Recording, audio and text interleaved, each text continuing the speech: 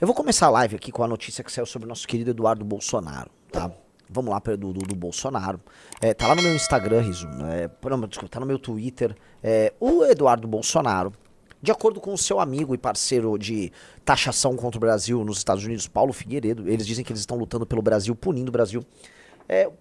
Ele disse que iria conseguir ser candidato a presidente. Tá? Isso aqui é uma lição, tá? Isso aqui é uma aula, ou a gente pode falar de aulis, porque eles gostam de falar assim, o Boulis, não sei o quê. Então vamos falar, é um aulis. Eles deram aulis, né? O que rolou? O nosso querido Eduardo Bolsonaro gostaria de ser candidato a presidente da República. Naturalmente, ele não seria pelo PL. O PL não vai dar candidatura pra ele. Também não será pelos grandes partidos do Centrão. Então ele começou a abrir conversas com partidos mais diversos, tá? Dentre eles os nanicos. Dentre os nanicos, né, há o super nanico, PRTB, que lançou nas últimas eleições Pablo Henrique Costa Marçal, né, um dos maiores picaretas da nação. E, né, imaginava que, poxa, poderia contar com o Marçal nessas eleições, fazer deputado graças ao Marçal. Mas não será o caso, porque o Marçal, inclusive, está inelegível. Eduardo Bolsonaro, então, procurou, inclusive, o PRTB. Antes disso, Paulo Figueiredo, amigo dele, havia dito, presta atenção, tem 30 partidos no Brasil. 30. É impossível que um deles não queira lançar Eduardo Bolsonaro. Não, é bem possível. É bastante possível.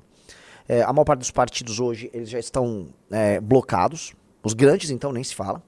E os pequenos, eles são compráveis, né? Então, um bloco grande compra um partido pequeno. E é isso que eles fazem. Essa é a profissão hoje de presidente de partido. Um presidente do partido Nanico, ele pode muito bem vender a não candidatura, né? Já pararam pra pensar nisso? Por exemplo, quanto custava a não candidatura do Pablo Marçal na eleição de 2024 em São Paulo? Nesse sentido, tá? E acho que a gente tem que abrir a live tratando isso. O Eduardo Bolsonaro talvez subestimou o que estava acontecendo. E ele tomou um não. Põe na tela. PRTB, cara, o PRTB nega a filiação de Eduardo Bolsonaro para concorrer à presidência em 2026. Cara, o antigo partido Levi Fidelix, que é uma legendeca de qualquer coisa, ele meteu a porta na cara do Eduardo Bolsonaro. O Eduardo Bolsonaro deve, né, fazer uma lembrança, uma retrospectiva. Dudu, o ano era 2019. Seu pai era presidente da República pelo partido PSL. Ele gostaria de concorrer às eleições seguintes pelo próprio partido, chamado de Aliança pelo Brasil. Seu pai percebia que no PSL a relação ia se desgastando. Ele virou para Luciano Bivar, então presidente do PSL, e disse: Ô Luciano, me dá o partido aí que ele é meu, eu tenho que mandar aqui. Luciano Bivar e Antônio de Rueda, né, proprietários do partido PSL, disseram: não, agora que a gente, né, vai fazer a festa aqui, você vai querer mandar. Nada disso. PSL é nosso. Você pode até ter espaço aqui conosco, mas PSL é nosso. Bolsonaro falou: isso é ruim aí. Eduardo, está com você a criação do nosso partido. Eduardo Bolsonaro fala: ok, papai, vou criar o partido.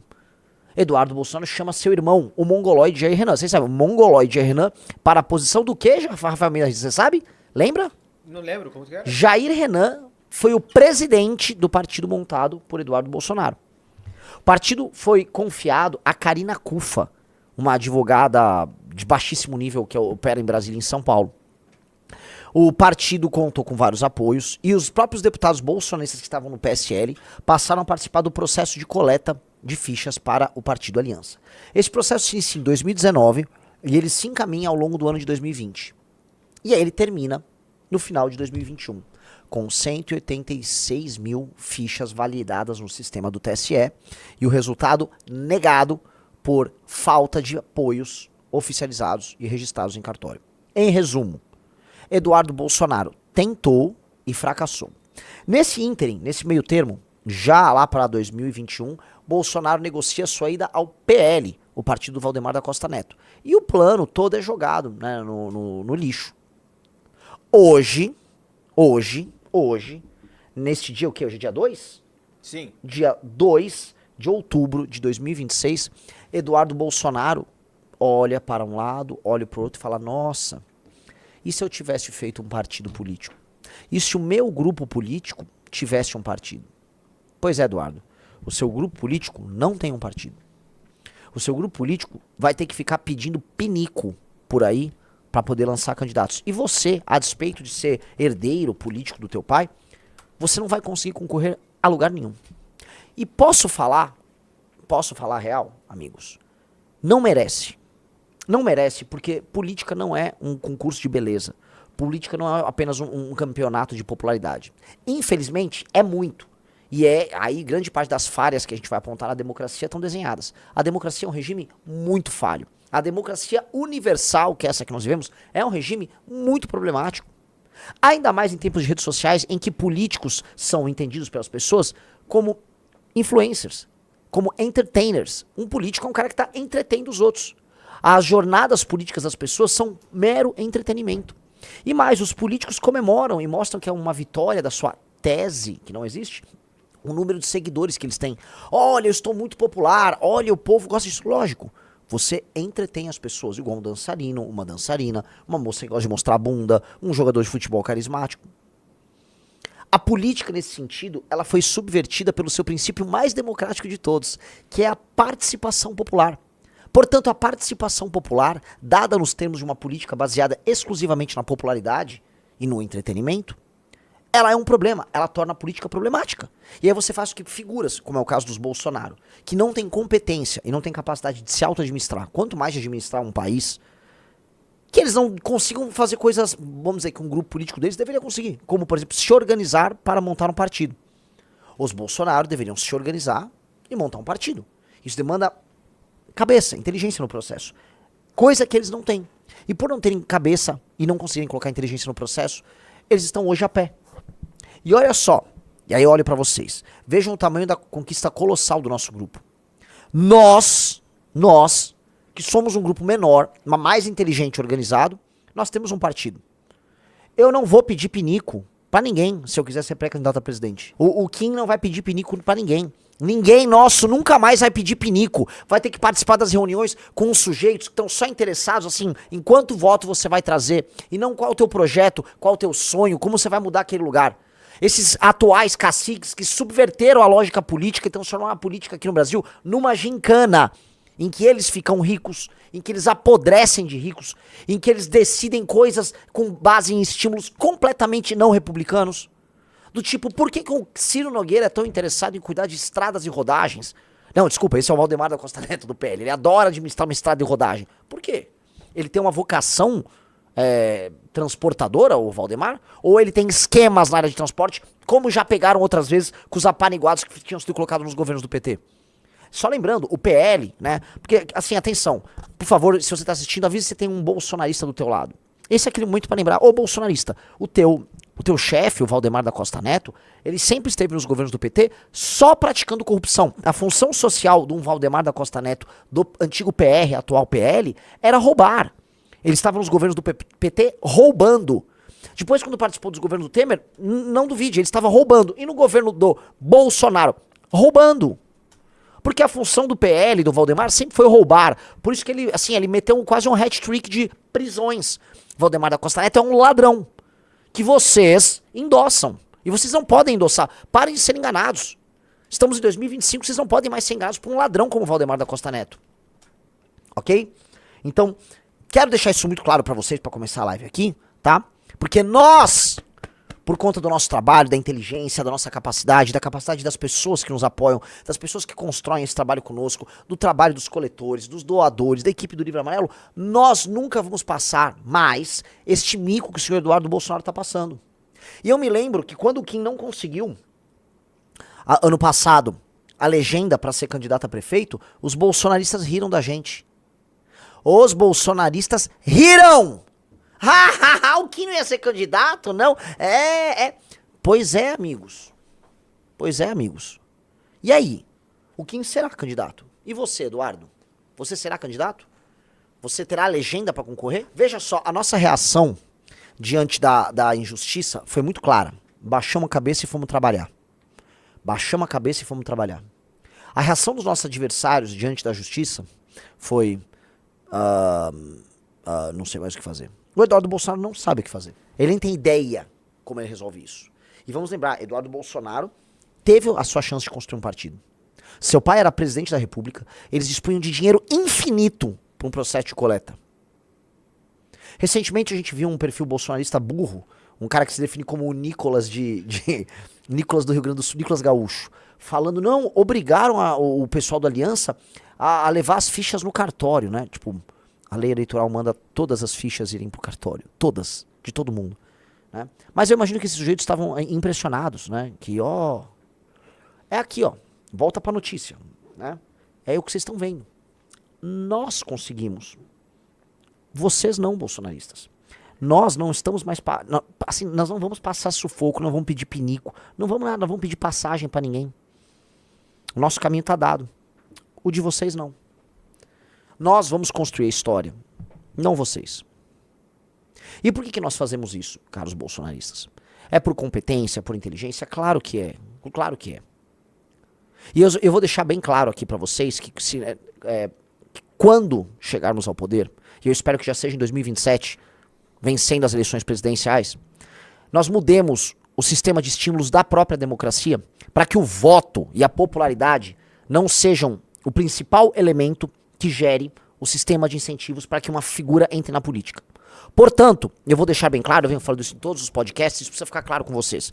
O sistema de recompensas, tanto para uma cidade ou um estado receberem dinheiro federal, quanto para um prefeito receber emendas ou um governador receber emendas parlamentares, quanto para um político e o seu partido poderem participar das próximas eleições dispondo de fundo partidário eleitoral, não será mais uma coisa chamada voto. Não será voto. Será resultado concreto oferecido pelo Poder Executivo. Quem vai determinar se o estado do Maranhão pode receber repasse federal será o desempenho do governador do Maranhão e o desempenho dos prefeitos do Maranhão. Não mais o voto e o lobby. Quem vai determinar se um partido, qualquer um, receba dinheiro, se através de fundo, não será o eleitor que vende o voto. Será o resultado prático que o político gera para a sua cidade. Então um prefeito que foi lá, eu peguei minha cidade, tá? Com 0 de cobertura de esgoto, eu entreguei ela com 20% de cobertura de esgoto. Ganhou 2 pontos. Olha, eu diminui o número de furtos e roubos de tanto para tanto. Legal, ganhou mais 1 ponto. Olha, o número de pessoas com acesso à água foi para 80%. Pô, ganhou mais 2 pontos. Não, olha só. Cara, minha cidade, ela saiu de tal nível no ranking de DEB pra tal nível, tá? Ah, é?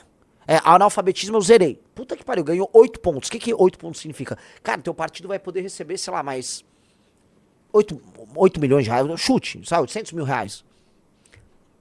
A lógica é essa. O desempenho do prefeito, o desempenho do governador determina o sistema de incentivos políticos. Ah, e se ele não entregou nada? Se o cara não entregou assim, ó, eu peguei a cidade com isso e eu entreguei isso ou 0, isso ou menos, isso... você não melhorou nada? Cara, você está inelegível por 8 anos. Imagina um coronel querendo entrar na política pra basicamente ficar 8 anos elegível. Ele vai querer, Riso? Não. Outra coisa, os partidos vão querer, nessa lógica que eu tô falando, tô olhando pra vocês vão responder aí. O partido vai querer vários Nicoletes, vários Tiriricas como candidatos, ou para deputado, para fazer voto, ou ele vai querer caras capazes, bons, inteligentes, para se tornarem gestores públicos, bons prefeitos. Você responde aí pra mim. Quem que o partido vai querer? Qual o sistema de estímulos que fica? Pro partido, pro estado e até pra população. Vamos alterar, e veja, nós conseguimos alterar isso dentro da própria democracia. E mais, eu vou falar uma coisa pra vocês vão ficar chocados, tá? Vocês vão ficar bem chocados. A política vai se adaptar. A política se adapta. As políticas públicas necessárias para você tornar um lugar que está pobre um pouco mais desenvolvido, elas já existem. Dinheiro transferido pela União já existe. O que você não tem é vontade política em executar isso. Porque a vontade política está dada por outros estímulos. Os pangarés que são eleitos hoje, eles são eleitos exclusivamente para atender uma jogada que é a jogada, vamos dizer... a jogada que determina esta fraqueza que a democracia tem. E qual é? É a ideia de que o cidadão faz um julgamento racional do desempenho do político. Então o cidadão fala, aumentou bem a cobertura de esgoto aqui na minha cidade, acho que eu vou reeleger o prefeito. Não é isso. A pessoa vota pelos motivos mais idiotas possíveis. Então não dá pro Estado brasileiro premiar a política por meio desse sistema de incentivos baseados no julgamento que é comprável, que é sugestionável de um eleitor. E não estou falando que vai acabar com a democracia, o eleitor vota. Mas o sistema de incentivos é dado por outra coisa. O sistema de incentivos é dado por outros meios. Porque se for o meio da compra de voto, tamo lascado, não vai mudar, não tá mudando. E aí a gente volta pra live, as lives que a gente fez essa semana, em que a gente via, né, esses prefeitos do Nordeste, o cara inaugurando uma lombada mal feita, agradecendo o governador pela construção de uma lombada. Essa é a grande reforma administrativa, somada à diminuição do número de municípios, e a ideia também de que certos municípios que não evoluíram nos últimos anos, cara, eles têm que se tornar territórios com administração, é um interventor. Primeira coisa, você pega aquele município que a gente tava falando lá, horrível, São João Batista, lá no Maranhão. Cara, aquele município tem que ter um interventor. A gente pega lá um interventor, aqui de São Paulo, tá? Ó, você vai aplicar essa política pública, tá? A Câmara dos Vereadores, o máximo que ela vai ficar é olhando. Ela vai olhar, tá. Ele vai e só implementa as políticas. Leva a equipe, demite quem ele precisa demitir, contrata quem ele contratar, vai entregando. Galera, moradores aqui da cidade, quero saber uma coisinha de vocês. Vocês querem votar ou querem continuar com o interventor? As pessoas vão escolher. Adivinha o que vai acontecer? Dica. A população vai querer ficar com o interventor. Dica. A população vai querer ficar com o interventor. A população de um município vai ver uma melhora na qualidade de vida tão óbvia e tão grande que ela vai falar, é melhor eu viver com o interventor do que eu, quero votar aqui, não sei o quê. E mais, a cidade que não melhora seus indicadores perde o status de ente político. E ela recebe um interventor. Papo reto. Outra coisa. Vereadores em municípios de menos de 60, 70 mil habitantes não precisam de salário. Definitivamente não precisam de salário. É uma reunião semanal que eles precisam fazer. Não precisam de salário. A Câmara dos Vereadores é uma entidade que pode diminuir. Nós temos que reduzir esses gastos. É muito gasto. E, naturalmente, fundir municípios.